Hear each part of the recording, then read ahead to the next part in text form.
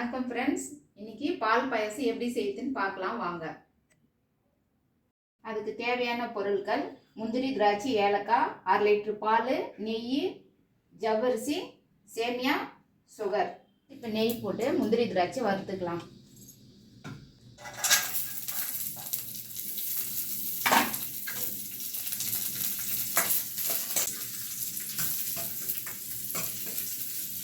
Litre பாலை இப்போ காய வச்சுக்கலாம்.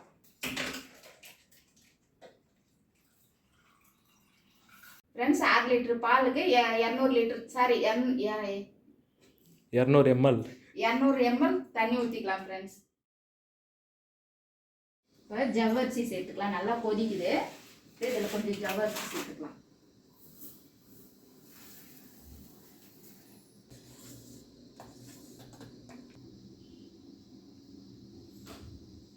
இப்போ பால் நல்லா 15 நிமிஷம் சூடாயிடுச்சு.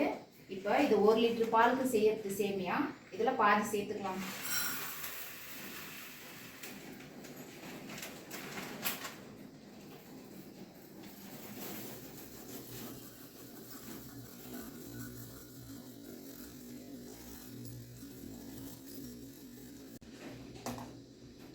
பாயாசம் இப்போ ரெடி ஆயிடுச்சு. நல்லா வெந்து வந்துடுச்சு. இப்போ இந்த டைமில் சுகர் சேர்த்துக்கலாம்.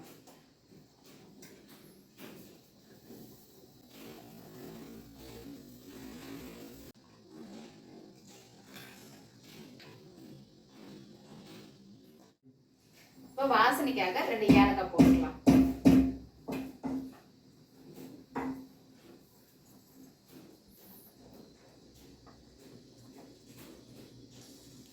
இப்போ பாயாசம் ரெடி ஆயிடுச்சு. இப்போ முந்திரி திராட்சை உள்ள சேர்த்துக்கலாம்.